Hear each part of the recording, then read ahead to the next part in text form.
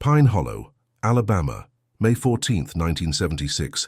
The scent of magnolia blossoms hung heavy in the humid evening air as the last pickup truck pulled away from First Baptist Church, its taillights disappearing into the gathering dusk along Highway 31.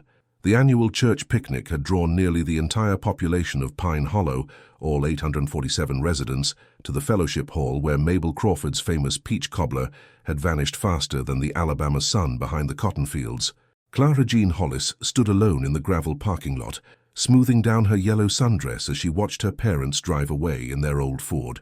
At 22, she was considered an old maid by local standards, though her auburn hair and bright green eyes still turned heads at the Piggly Wiggly every Saturday morning. She'd convinced them to let her walk home alone, just 2 miles down Mockingbird Road to the family farm, promising she'd be careful and would take the main road. The evening air carried the distant sound of a radio playing Dolly Parton from someone's front porch, mixing with the symphony of cicadas that had already begun their nightly chorus. Clara Jean slipped off her white Sunday shoes and felt the warm dirt between her toes. This was her favorite time of day in Pine Hollow, when the world felt suspended between afternoon and night, between the safety of daylight and the mysteries that darkness might bring. But Clara Jean wasn't walking toward home that night. As soon as she was certain her parents' Ford had rounded the bend past Miller's General Store, she turned toward the old logging trail that cut through the woods behind the church.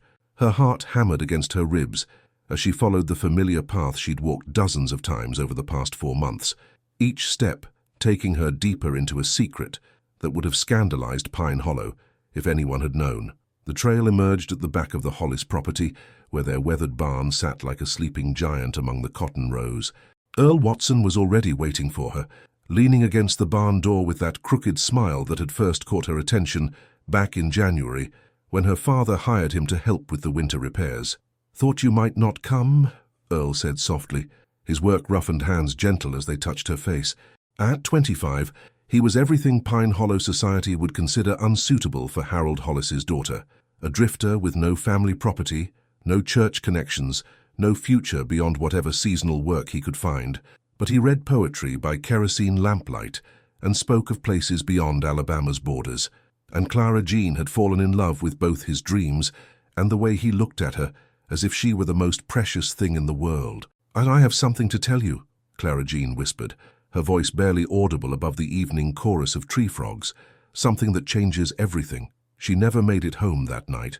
At 9:30 p.m., Harold Hollis found his daughter's white patent leather shoes sitting side by side on the dirt shoulder of Mockingbird Road, positioned as neatly as if she'd simply stepped out of them to wade into a creek. But there was no creek nearby, only red clay, tall grass, and the weathered wooden fence that marked the beginning of the Hollis property. Sheriff Buck Morrison arrived 20 minutes later, his flashlight beam cutting through the darkness as he examined the scene.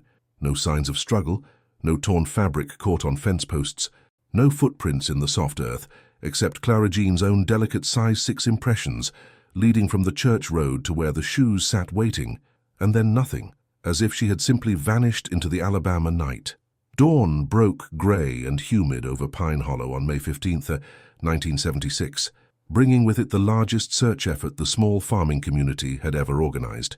Word of Clara Jean's disappearance spread faster than morning mist burning off the cotton fields, carried by telephone calls that rang through every farmhouse before the sun cleared the tree line. By 7 a.m., more than 100 volunteers had gathered at the Hollis farm, their voices creating a low murmur of concern and confusion as Sheriff Morrison organized them into search parties. The men carried flashlights and hunting rifles, though no one could say exactly what they expected to encounter. The women brought thermoses of coffee and sandwiches wrapped in wax paper, understanding instinctively that this would be a long day. Martha Hollis stood on her front porch like a statue carved from worry, her eyes scanning each group of searchers as they spread across the property. She clutched Clara Jean's favorite sweater, a pale blue cardigan their daughter had knitted the previous winter, as if holding onto it might somehow bring the girl home. "She's a good girl," Martha kept repeating to anyone who would listen. She wouldn't just run off. She was excited about the church social next week. She'd already picked out her dress. The search parties combed every inch of the Hollis property first, then expanded outward in widening circles. They checked the old well behind the barn, though the rusted cover appeared undisturbed. They searched the creek that ran along the eastern boundary, finding nothing but cattails and mud turtles. They even checked the abandoned Jameson place, where vagrants sometimes sheltered, but found only empty rooms and startled barn owls. Earl Watson was among the searchers, his face grim with what everyone assumed was the appropriate concern for a missing member of the community. He worked tirelessly, calling Clara Jean's name until his voice grew hoarse, checking places the other men had already searched, as if his desperate thoroughness might reveal some clue they had missed. Nobody noticed how his hands shook when he held his coffee cup. Nobody saw the dark circles under his eyes that spoke of a sleepless night.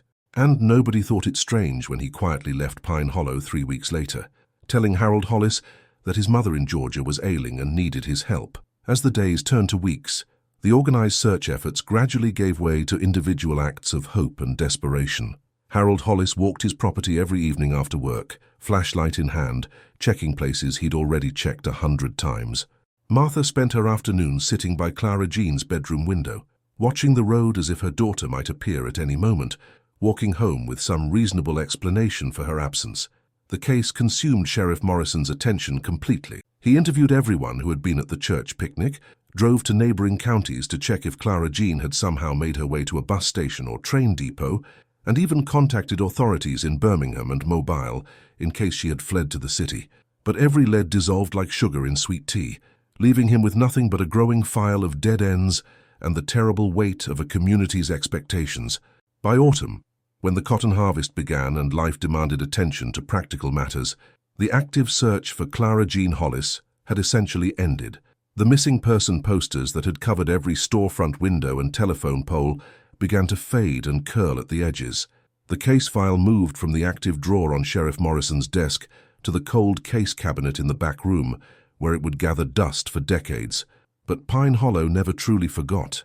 Clara Jean's disappearance became part of the town's collective memory, a story mothers told their daughters about being careful after dark, a mystery that old men discussed on the bench outside Miller's General Store. The Hollis farm felt different after that, quieter somehow, as if the land itself was holding its breath, waiting for answers that might never come. Pine Hollow, Alabama, 1985. 9 years after Clara Jean vanished, Pine Hollow had changed in the way small towns do, slowly, almost imperceptibly, like a photograph fading in sunlight. The cotton fields remained, but some of the smaller farms had been sold to developers who spoke of strip malls and subdivisions. The old families were dying off or moving away, taking their memories and secrets with them. Harold Hollis had aged 20 years in the decade since his daughter's disappearance. His hair had gone completely white, and he walked with the careful gait of a man carrying invisible weight. He still farmed the family land, but his heart wasn't in it anymore. Martha had retreated into herself, spending her days tending a memorial garden she'd planted behind the house, white roses and forget-me-nots that bloomed every spring like a prayer made visible. The barn where Clara Jean and Earl had met remained unchanged, its weathered boards bearing witness to secrets no one living could imagine. Harold had considered tearing it down several times, but something always stopped him.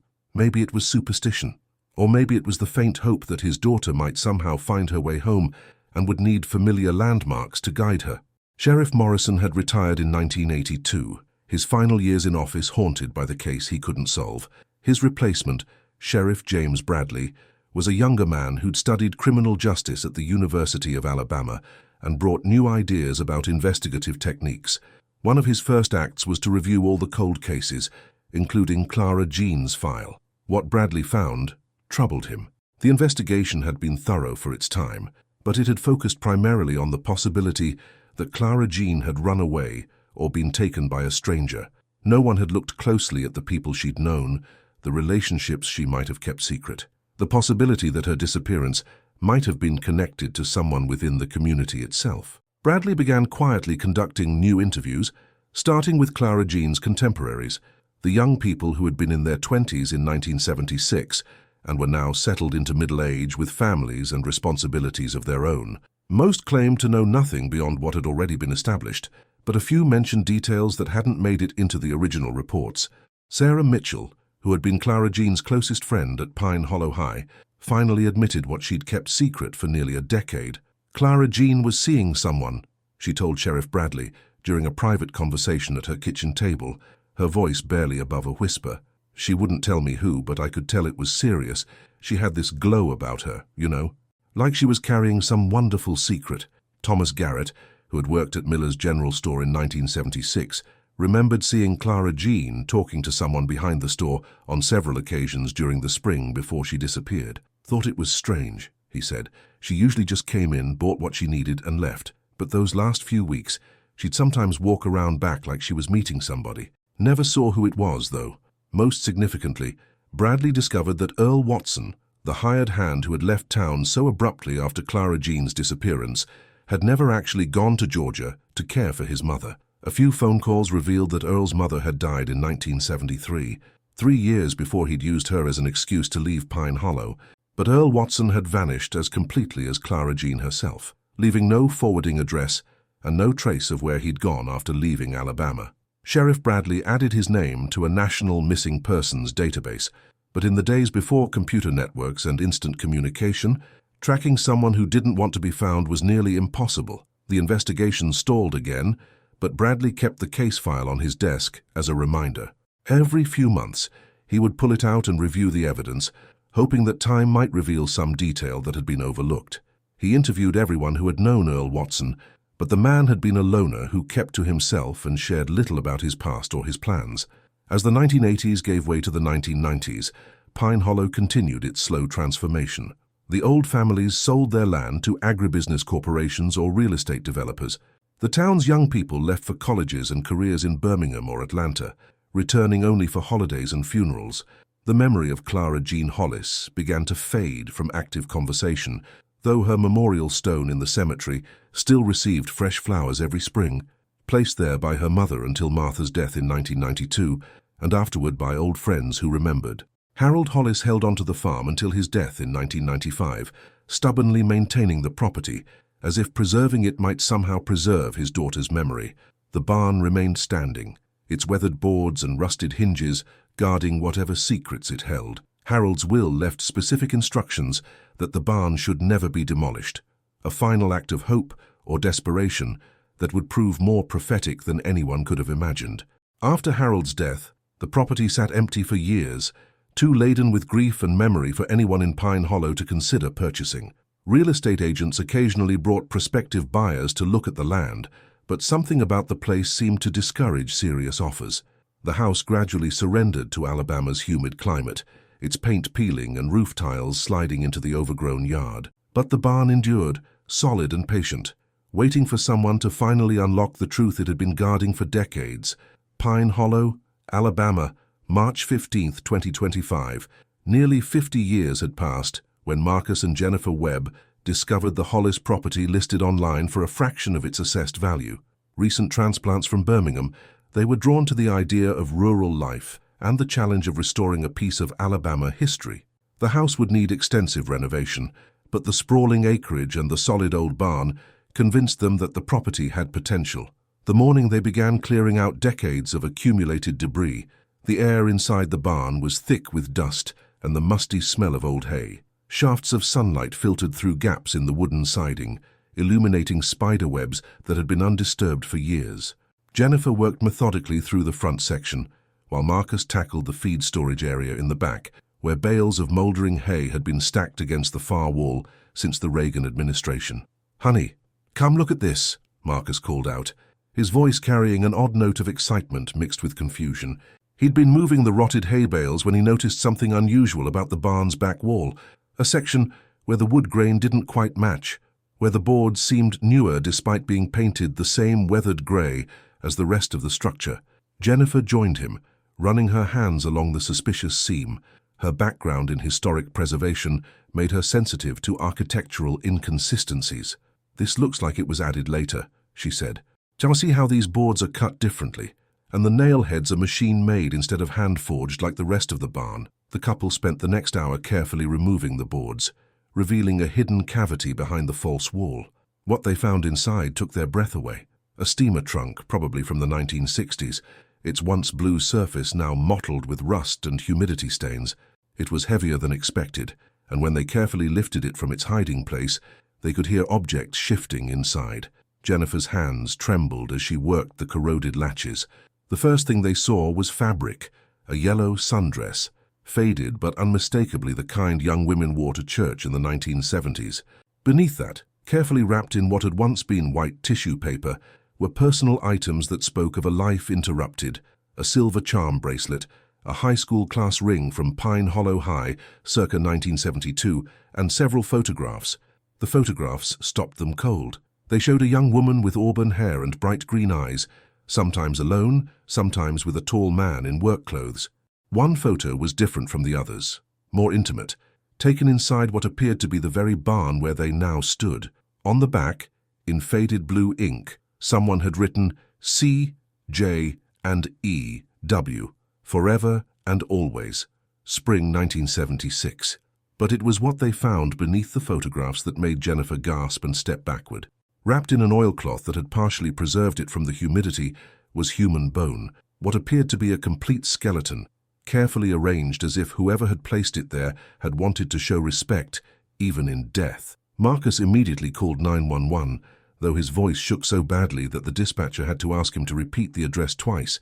Within an hour, the Hollis property was swarming with police vehicles, crime scene technicians, and the Alabama Bureau of Investigation's cold case team. Detective Marla Dean had worked dozens of cold cases during her 15-year career, but she'd never seen remains that had been hidden with such obvious care.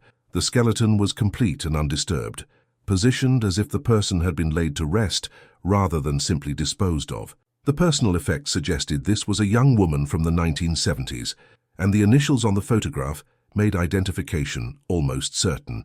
"This has to be Clara Jean Hollis," Detective Dean told her partner as they documented the scene. "The missing girl from 76. I remember my grandfather talking about this case when I was a kid. The forensic team worked methodically, photographing everything in place before carefully removing the remains and evidence for analysis. The trunk itself yielded additional clues. A letter never sent, written in Clara Jean's careful handwriting and addressed to her sister in Mobile. The paper was brittle with age, but the words were still legible. Dear Beth, I need to tell someone the truth before I lose my nerve. I've been seeing Earl Watson since last Christmas. I know what everyone would say, that he's beneath our family, that Daddy would never approve of a hired hand, but Earl is different. He reads books and talks about leaving Alabama, about seeing the world beyond these cotton fields. And Beth, I'm carrying his child. I haven't told Earl yet, but I will tonight.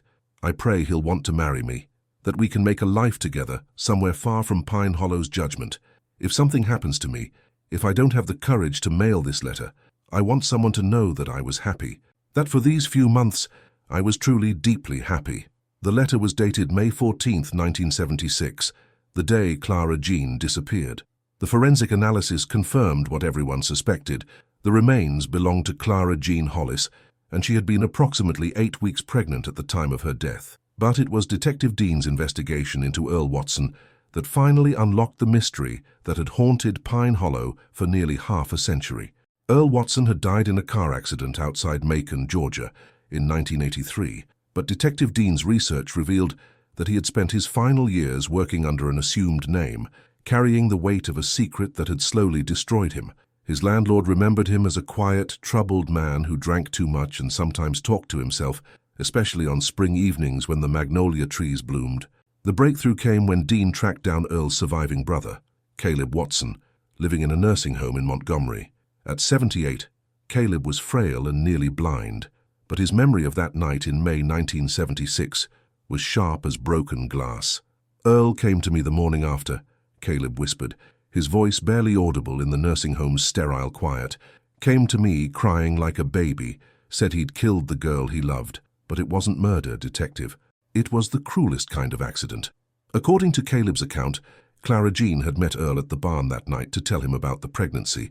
Earl had been overjoyed. He'd been planning to propose anyway, had already saved enough money for a simple wedding ring. But Clara Jean had been frightened, worried about her family's reaction, about the scandal it would cause in Pine Hollow. "They were talking about running away together," Caleb continued, tears streaming down his weathered cheeks, "going to California or maybe up north, somewhere they could start fresh." But Clara Jean got emotional, started pacing around that old barn. Earl said she wasn't watching where she was going. The accident had happened near the back of the barn, where a section of the wooden floor had rotted through, concealing an old root cellar that the original builders had used for storage. Clara Jean had fallen through the weak boards, striking her head on the stone foundation below. Earl had climbed down immediately, but she was already gone. Earl was beside himself, Caleb said. Sayers said he couldn't bear to leave her down in that dark hole, and he couldn't bear to tell anyone what had happened, because it would ruin her reputation. People would have called her a loose woman, said terrible things about her character. In his grief and panic, Earl had made a decision that would haunt him for the rest of his life. He had carefully lifted Clara Jean from the root cellar and gathered her personal belongings, intending to give her a proper burial somewhere beautiful and private. But as he considered his options, he realized that any discovery of her body would inevitably lead to questions about their relationship, potentially destroying her memory and his own life. So he built that false wall, Caleb concluded, made her a kind of tomb in the place where they'd been happiest together. Said he visited her every night for 3 weeks, brought her flowers, talked to her like she was still alive, but the guilt was eating him alive. That's why he left town, couldn't stand being so close to what he'd done. Detective Dean found corroboration for Caleb's story in Earl's effects, which his brother had kept stored in a closet for 40 years.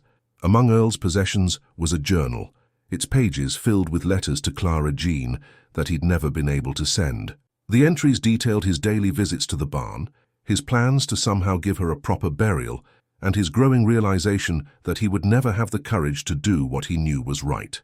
The final entry, dated June 10th, 1976, read simply, "Forgive me, C.J. I'm too much of a coward to face what I've done.